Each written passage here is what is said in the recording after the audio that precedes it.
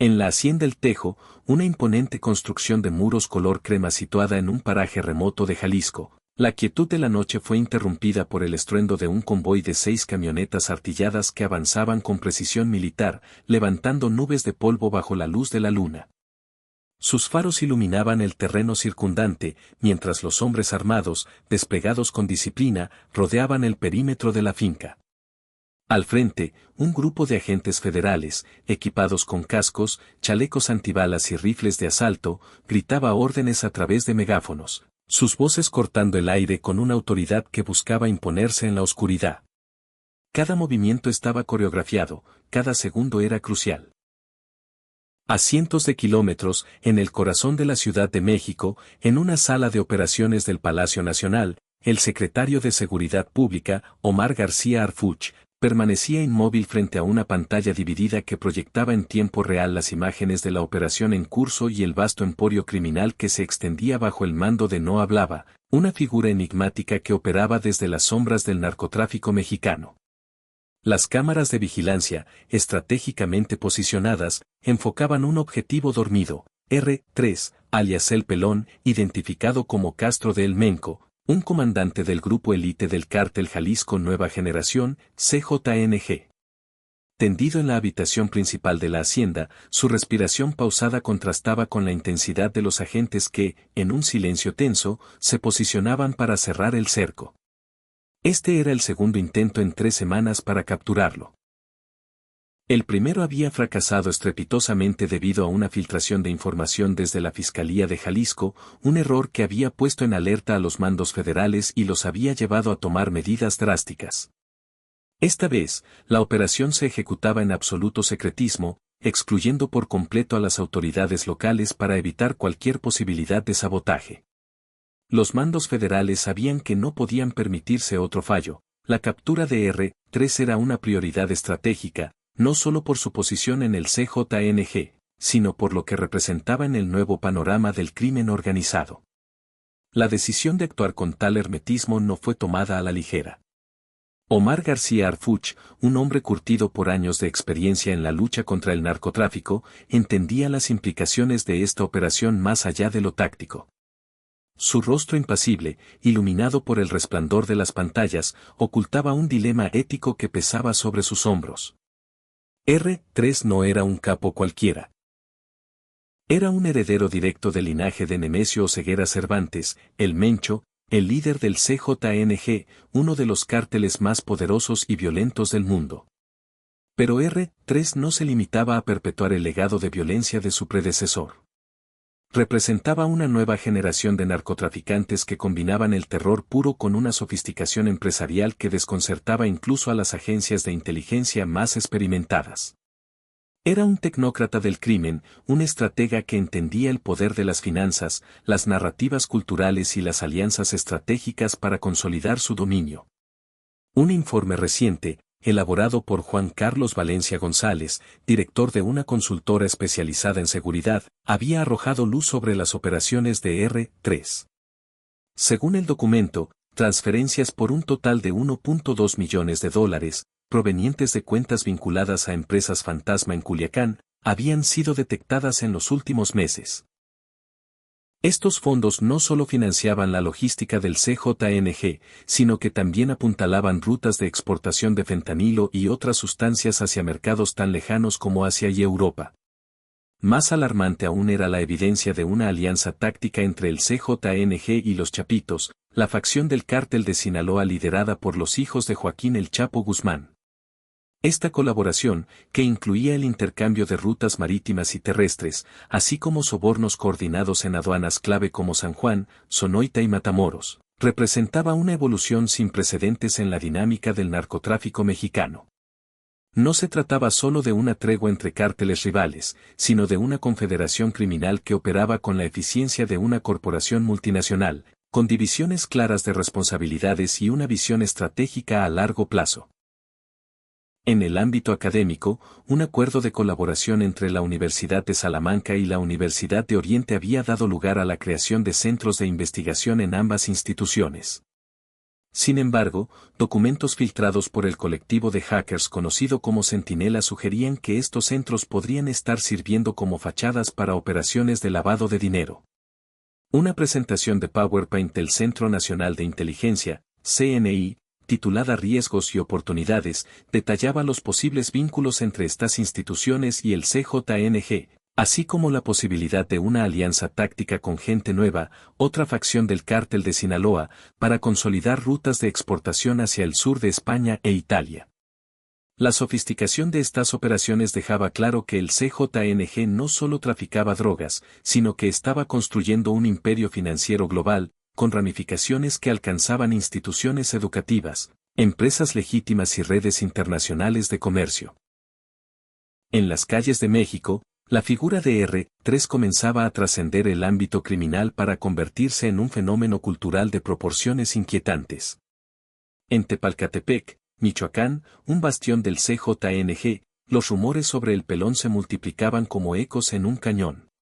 Para algunos, era un benefactor que distribuía despensas, patrocinaba fiestas patronales y construía clínicas de hemodiálisis en comunidades marginadas donde el sistema de salud pública había colapsado.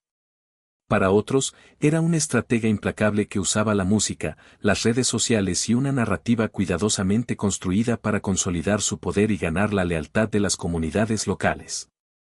La prensa estaba profundamente dividida, algunos titulares elogiaban la coordinación federal en operativos como el de la Hacienda El Tejo, destacando la valentía de las fuerzas de seguridad.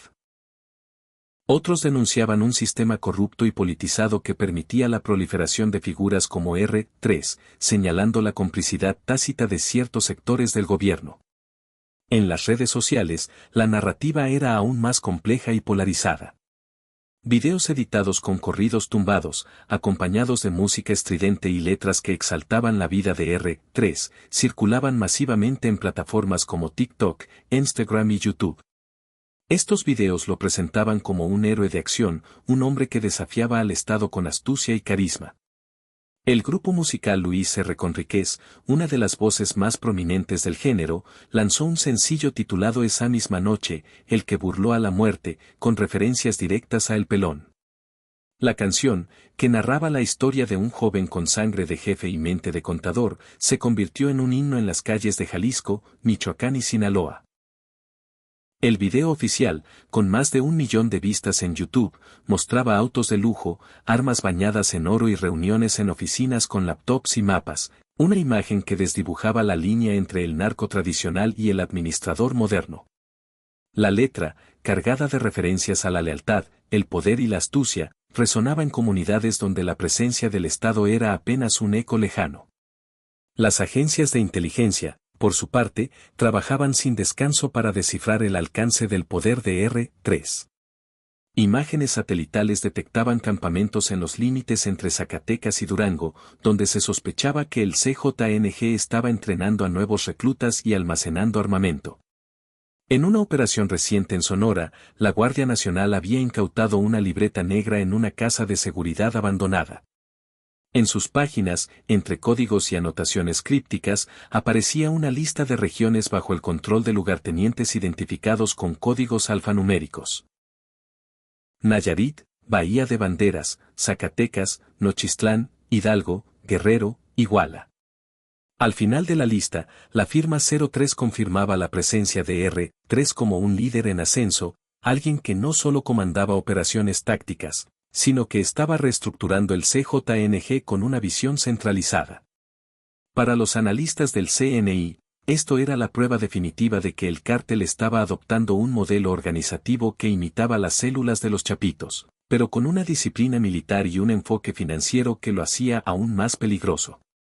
En el ámbito cultural, la influencia de R3 se consolidaba a través de la música, que se había convertido en una herramienta de propaganda tan poderosa como las armas. En Spotify, las listas más populares en Jalisco, Michoacán y Sinaloa incluían El legado de M, un corrido interpretado por Luis R. Conríquez que narraba la historia de un hombre que combinaba el legado de El Mencho con la astucia de un contador. El video oficial, rodado con una estética cinematográfica, alternaba escenas de autos de lujo y armas con imágenes de reuniones estratégicas en oficinas modernas, donde hombres trajeados analizaban mapas y revisaban documentos. Esta representación no era casual, buscaba proyectar a R3 como un líder que trascendía la violencia para convertirse en un administrador visionario. El antropólogo Rubén Martínez, en un podcast independiente titulado Los híbridos del crimen, explicó: estamos ante una mutación del narco. R3 no es un capo que dispara, es un estratega que diversifica inversiones, controla narrativas y construye lealtades a través de la cultura. Su poder no está solo en las balas, sino en las mentes de quienes lo ven como un símbolo. La sofisticación de R3 también se reflejaba en sus esquemas financieros, que superaban en complejidad todo lo que las autoridades habían visto antes.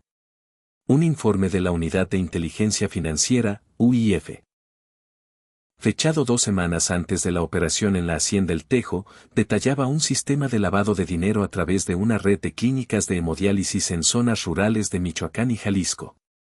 Estas clínicas, que operaban en localidades como Águila, Buenavista y Tepalcatepec, registraban pacientes ficticios y tratamientos simulados, generando facturas reales que movían millones de pesos al mes.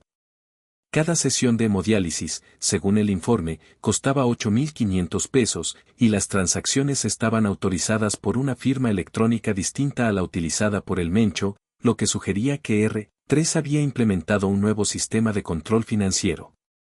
Este esquema no solo lavaba dinero, sino que también servía como una herramienta de propaganda. En comunidades donde el sistema de salud pública estaba colapsado, las clínicas eran vistas como una bendición, un regalo del CJNG que aseguraba la lealtad de los habitantes.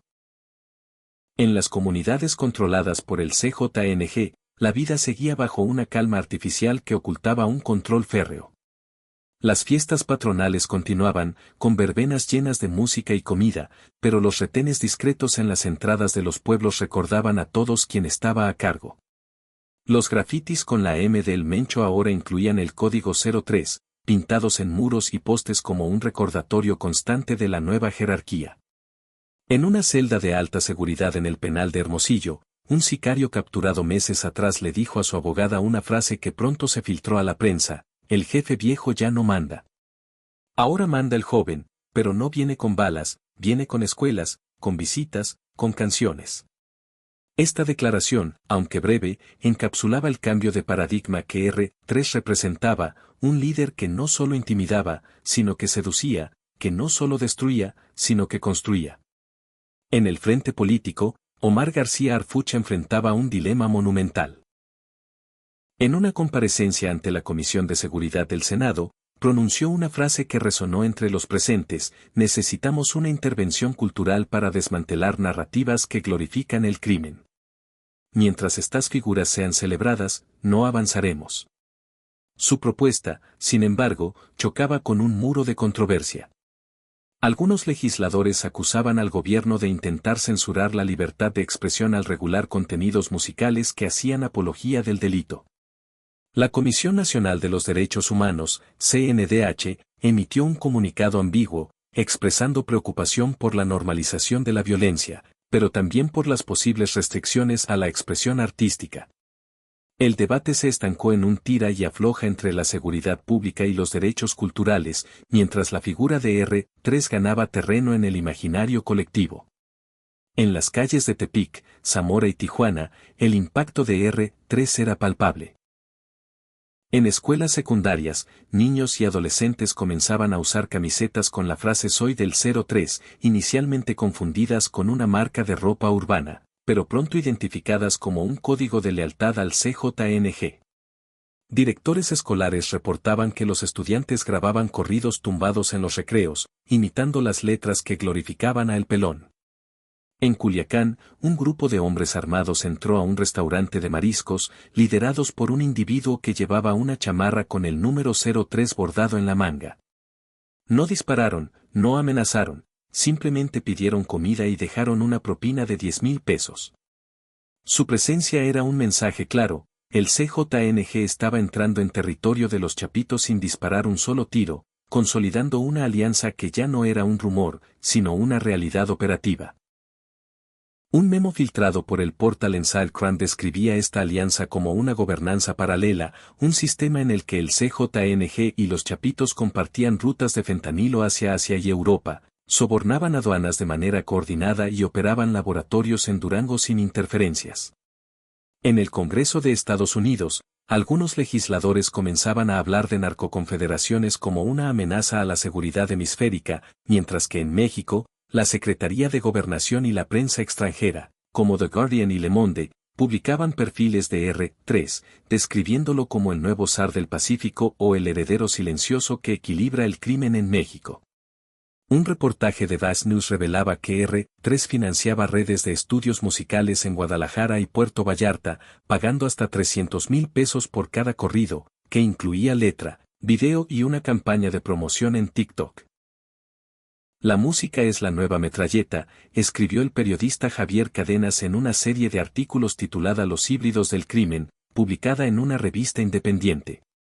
En este contexto, el desafío para Harfuch y el Estado mexicano era claro: R3 no solo desafiaba al aparato de seguridad, sino al alma misma del país. No bastaba con capturarlo o desmantelar sus rutas, había que competir con su narrativa, una narrativa que se propagaba a través de canciones, videos y actos de beneficencia calculados. Cada semana perdida era una canción más en las listas de Spotify, un niño menos en la escuela, un seguidor más para el 03. La batalla no era solo en las calles, sino en las mentes, y en ese terreno, el Estado llegaba tarde, atrapado en un laberinto de dilemas éticos, políticos y culturales que R3 había sabido explotar con maestría.